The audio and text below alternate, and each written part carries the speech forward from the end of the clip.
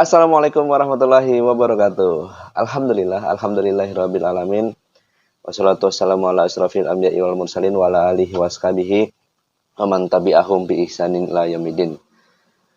Pemirsa yang dirahmati Allah Subhanahu wa taala, alhamdulillah yang pertama dan yang utama tentunya mari untuk senantiasa mengucapkan puji syukur kepada Allah Subhanahu wa taala, Zat yang Maha Agung yang telah memberikan banyak sekali kenikmatan bagi kita bersama.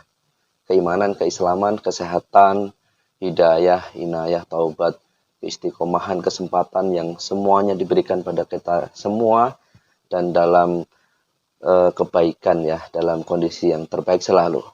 Salam dan salawat terlimpahkan pada tauladan kita Rasulullah Muhammad SAW, pada para keluarga, sahabat, sahabiahnya, tabi'in tabi'ud, murid-muridnya, kemudian juga kita semua umat-umatnya yang senantiasa bersemangat untuk berislam, bersemangat tentunya juga untuk mencintai dan merindukan beliau. Sama seperti ketika beliau merindukan kita semua.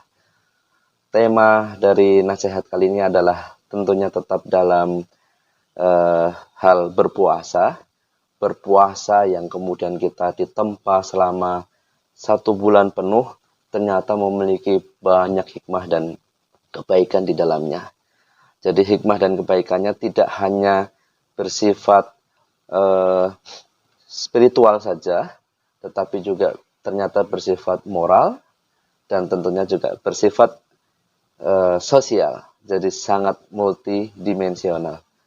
Tidak hanya kemudian berefek pada kesalahan pribadi kita, tetapi juga ternyata berefek terhadap kesolehan sosial. Jadi kalau kita bicara tentang kesalahan pribadi, banyak sekali umat-umat yang ketika mereka menemui bulan puasa, mereka bertambah kesolehannya, ibadahnya bertambah ketika di sana ada banyak sekali amalan-amalan yang dianjurkan dan banyak sekali memiliki pahala di sana. Sholatnya tambah, bersedekahnya tambah, tilawahnya tambah, semuanya bertambah, yang itu semua kemudian mendatangkan atau memberikan efek kebaikan pada kesalahan pribadi kita. Yang kedua tentunya adalah yang bersifat kesalahan sosial. Ternyata puasa itu juga bisa menjadikan diri-diri kita itu soleh secara sosial.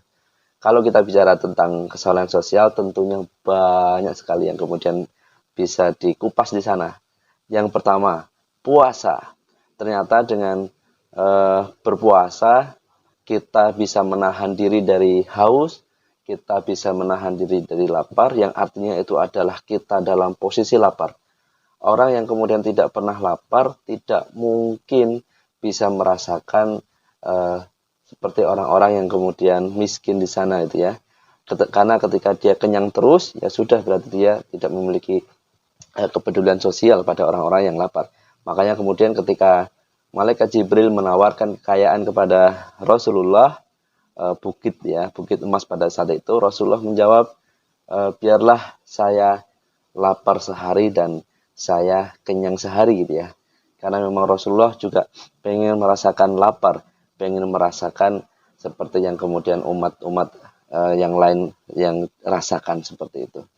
Kemudian kedua adalah bahwa ketika berpuasa kita juga diajarkan untuk berderma di sana. Puasa dalam hal ini adalah bulan kepedulian sosial.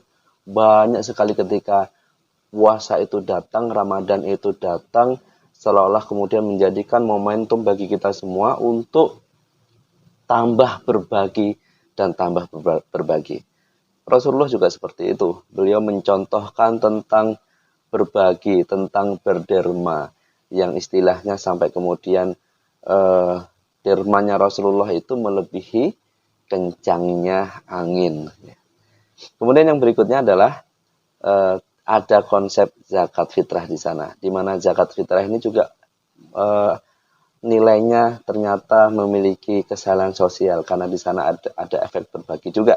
Di samping ketika kita menunaikan zakat fitrah, diri kita menjadi suci, tetapi di dalam zakat fitrah itu ketika kita bagikan kepada orang-orang yang miskin, yang fakir, di sana ada nilai berbagi, ada nilai lebih pada aspek kepedulian sosial di sana, dan tentunya kemudian itu menjadikan diri kita atau umat menjadi orang-orang yang soleh secara sosial.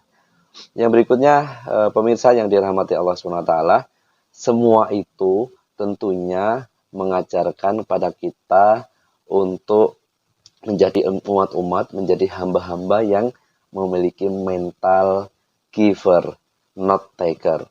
Jadi memiliki mental-mental pemberi, bukan mental-mental penerima.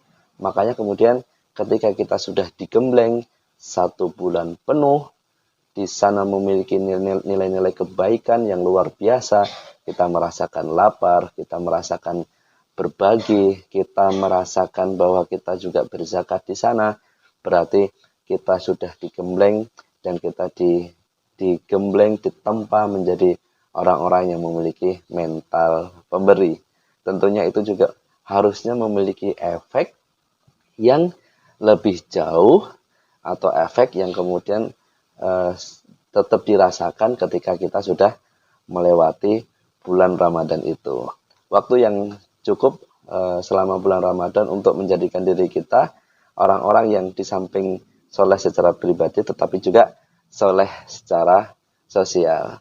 Demikian Bapak-bapak, Ibu-ibu, pemirsa yang dirahmati Allah SWT, sedikit nasihat semoga bisa diambil hikmahnya yang mengingatkan diri kita tentang posisi kita saat menghadapi bulan Ramadan, saat menghadapi bulan puasa, dan tentunya semoga kita menjadi orang-orang yang kemudian memiliki mental atau soleh secara sosial.